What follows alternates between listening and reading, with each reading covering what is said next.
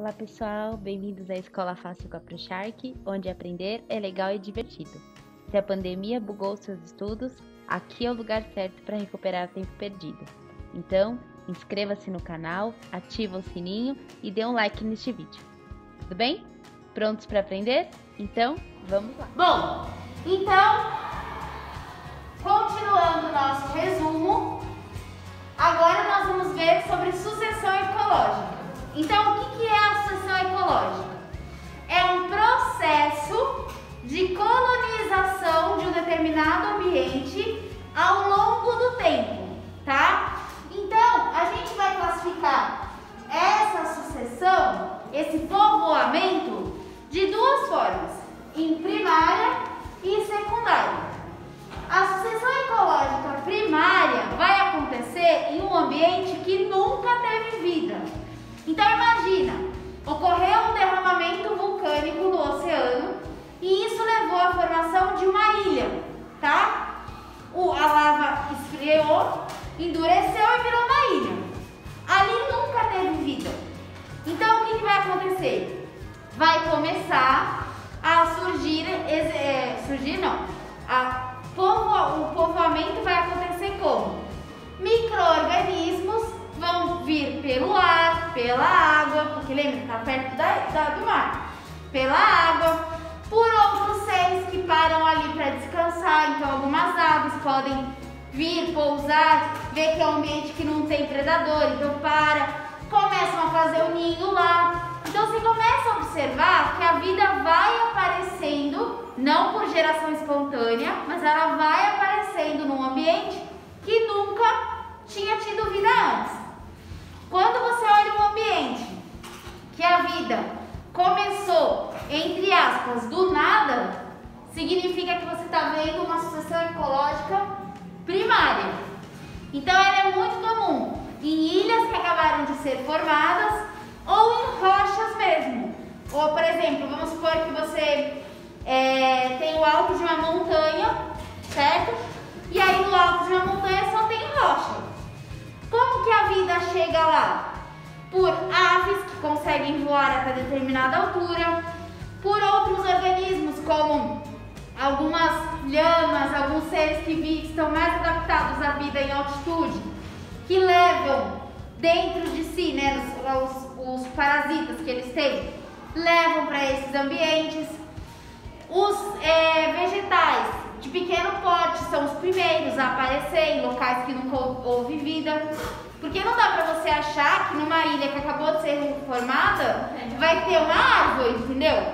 Tipo, vai ter sei lá, um ipê rosa ali. Você vai chegar, nossa, tem um ipê rosa no meio do oceano. Não, né? Não vai ter uma árvore. Vai ter uns musguinhos, umas graminhas. Aí, conforme for passando o tempo, a gente observa que essa complexidade vai aumentando. Por quê? Lembra que eu falei que as aves podem ir fazer o ninho nesse ambiente? E aí, com as aves são grandes polinizadores. Elas defecam.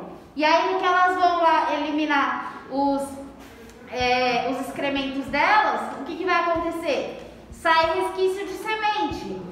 Ou ela levou no bico mesmo para alimentar os filhotes. Cai no chão, brota. Então, assim, é aos poucos que vai acontecer. Então, a sucessão ecológica primária demora muito para acontecer, tá? A secundária tem como grande diferença o fato de acontecer em locais que já foram habitados. Então, vamos pegar um exemplo. Eu sou um plantador de soja de muito dinheiro e eu quero expandir minha plantação de soja.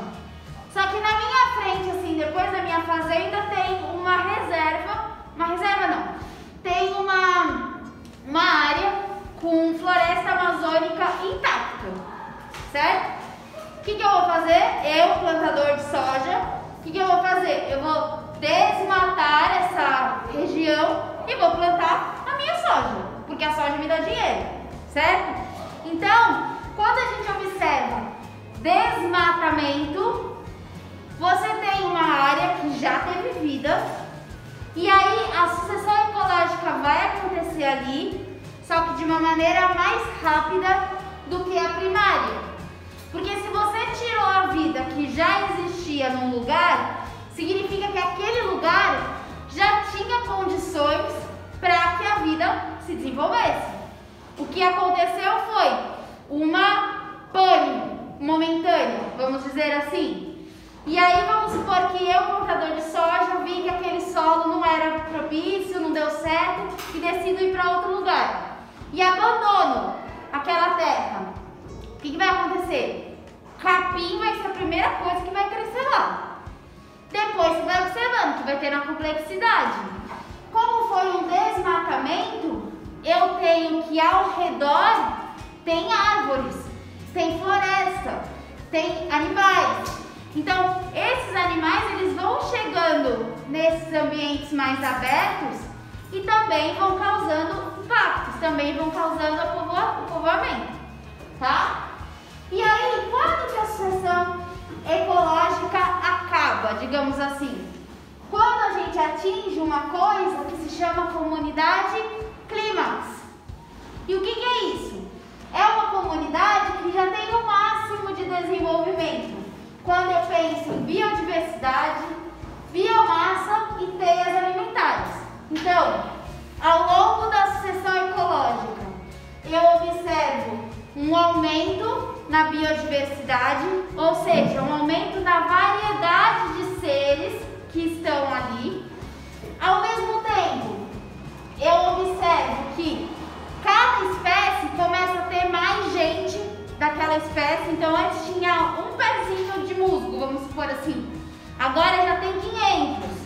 Antes tinha musgo e ave. Agora tem musgo, tem ave, tem inseto, tem bactéria, tem fungo, tem um monte de coisa.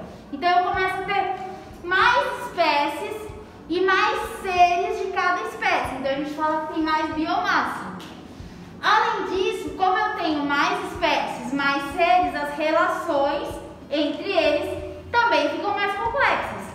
Eu vou ter uma ave que comia só, sei lá, musgo, e agora tem musgo, tem capim, tem outro tipo de herbácea, de uma folhagem herbácea, e aí ela come os três. Então, esses níveis de complexidade também vão aumentando. E aí, quando eu tenho que não há mais surgimento de nenhuma outra espécie, não chega mais ninguém no ambiente, está todo mundo equilibrado, aí eu tenho a tal da comunidade clímax. E a gente classifica ela como uma comunidade equilibrada. Só que percebam, uma comunidade clímax demora muito tempo para se formar e para ela ser destruída basta um clique. Porque uma queimada destrói uma comunidade clímax. Um desmatamento destrói uma comunidade clímax. Um derramamento vulcânico, isso é um desastre natural, destrói uma comunidade clímax. Um tsunami destrói uma comunidade clímax. Tudo bem? Alguma dúvida?